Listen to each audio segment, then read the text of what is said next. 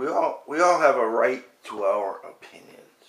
We all have a right to speak our opinions. We have free speech mandated by the Constitution. Supposing the prevailing opinions by the leadership of the country will totally destroy the country. Not only destroy the country, but destroy the planet, as in climate change, as in the economy, as in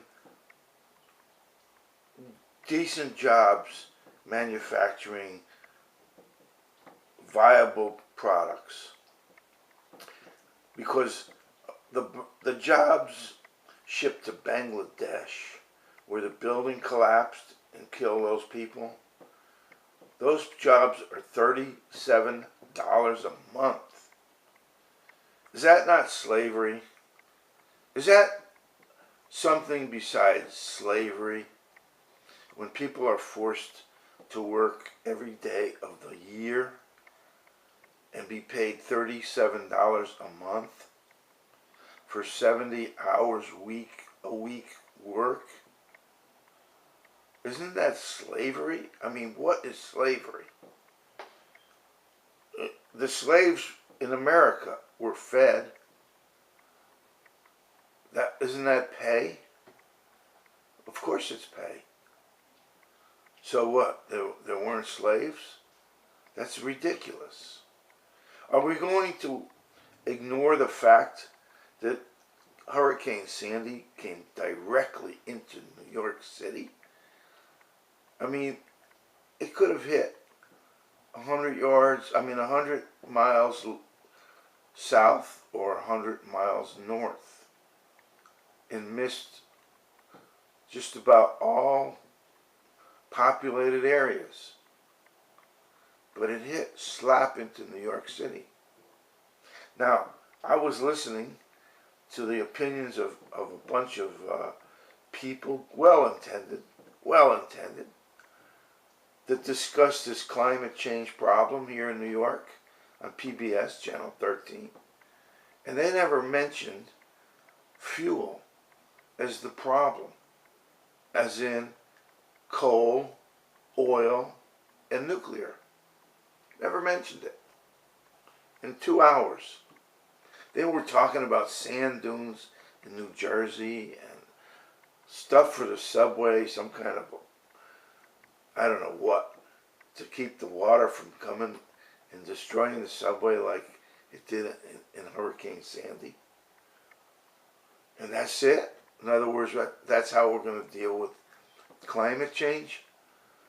When we have hydrogen fuel cells that would completely, totally eliminate all 100% of the poison generated every single day. I mean, the risk. The question here is risk. So if the opinions of these so-called well-intentioned people taking bribes from oil and coal and nuclear power companies, I don't think that's too well-intentioned, actually. And let's just ignore, oh yeah, it's 50 years, 100 years. I mean, they throw these numbers out as if, what? I mean, what possibly could those opinions be valued at? When nobody knows, including me, nobody could possibly know how long we have before this climate change destroys the planet. And so, what should we do? Should we diddle around for the next 50 years? Well, what if we're all wrong here and in 5 or 10 years we have one hurricane after the next that completely destroys the planet? We already know that the coral reefs are half destroyed. We know that. We know that the ice is melted. We know all this stuff. We're watching this stuff. That's what makes these opinions ludicrous. Totally absurd, ridiculous, ludicrous, and absolutely dead wrong. So if we don't elect a completely different party that is ready to deal in a reliable way with opinions that make sense, to deal with the job problems, economic problems, climate change problems, serious problems, banking industry problems. We're going to just allow these banks to keep just shooting dice with derivatives on the capital, on the deposits, using the deposits of the people who come to these banks. That is absurd. So, but nobody challenges it. I mean, this is the amazing thing. It's an opinion that's so dead wrong and so crazy and so destructive, and it's not even questioned, let alone challenged, let alone reacted to in a way with an election to remove the entire government of Republicans and Democrats, with the Libertarian Party represented by people who say, yeah, we're not about to tell you what you can ingest in your body, okay? You can take aspirins if you feel like. You don't need a prescription to take aspirins, even though aspirins can ruin your stomach. You don't need a prescription to take marijuana, because you can have fun. Recreation is fine. Marijuana isn't a drug. It's a drug, but it's not addictive. It's nowhere near destructive like cigarettes are, and alcohol. People don't smoke a joint and then pound their wife into the wall, or smash their cars into other drivers. Okay? But I'm not trying to prohibit alcohol or cigarettes. But if you could possibly say, yeah, they're fine. I don't care if the marijuana is grown in your own yard and nobody makes a nickel and there isn't any taxes on it. How's that? I don't care. Or if some corporations manufacture it and it's taxed, I don't care. But it's not a crime. That's the point. You see, so it's a whole bunch of stuff. It's not just marijuana. It's not just climate change. It's not just economics. It's not the banking system. It's everything. It's the crazy opinions of people who are taking bribes, and they call it spinning, liars conveyed by the mainstream media. And what we have here is this YouTube, internet opportunity for people to say, let's consider what Steve Miller is suggesting. Let's consider it.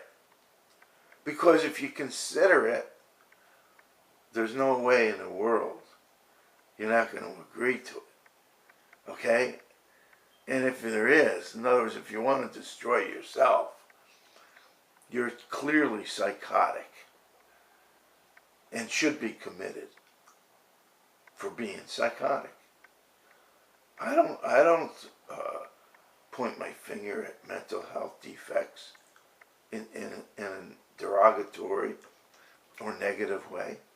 But if we have a country filled with psychotic people who can't formulate an opinion that makes any sense for themselves, let alone for the entire culture, for the entire country, for the entire world, then where do we go from there? All I want you to do is consider the issue. And if you consider the issue send the email. Send it to your friends. Ask them to take a look. And maybe you'll understand that we have to change on a dime. We don't have 50 years to diddle around here. We don't have a day. We need to move. As if this is the Pearl Harbor attack. Okay? That's what we need to do. We don't need any more aircraft carriers and a bunch of weapons. Not a one, not a single one. We don't need to be blowing that money on stuff like that and waving a flag. Okay? What we need to do is divert that money into the hydrogen fuel cells industry and completely eliminate the pollution to the environment. Now, right away, divert it. Build these hydrogen fuel cells. Make the vehicles use hydrogen fuel cells. If it's not mandated by the government, it'll never work, because nobody's going to buy a hydrogen fuel cell vehicle if there's no hydrogen. And nobody is going to sell hydrogen if there's no hydrogen fuel cell vehicles. So it's the same exact problem as the lead and gas was. The government has to stop it. The government has to stop internal combustion engines from being made anymore. In other words, bingo. Every one of these companies has hydrogen fuel cells ready to go. They can manufacture this stuff right away. We need to stop all the slave trade imports, all of them, all of Bangladesh, all China, and any others, okay? Because it's against our Constitution. We abolish slavery. You can't buy slave-made goods and say you abolish slavery, okay? So we put everybody out of work here, and we're exploiting them and exploiting the workers in Bangladesh and in China. That's unconstitutional. That's against the 13th Amendment. We don't have to waste any more time on the Second Amendment. Okay? What if we started talking about the 13th Amendment and said, okay, we've spent 1 million hours now on the Second Amendment. Let's spend 500,000 hours on the 13th Amendment. And either abolish it or comply with it. We don't need any congressional bills. We need a Congress that's going to enforce the Constitution. We need a Supreme Court that will enforce the Constitution. We need a president, the executive branch, that will enforce the Constitution. So, think about that, please, and consider emailing this YouTube to all your friends, all your associates, anybody on your email list, and see if we can't wake up the United States before we destroy it. Thank you. Thank you for your time. Sincerely.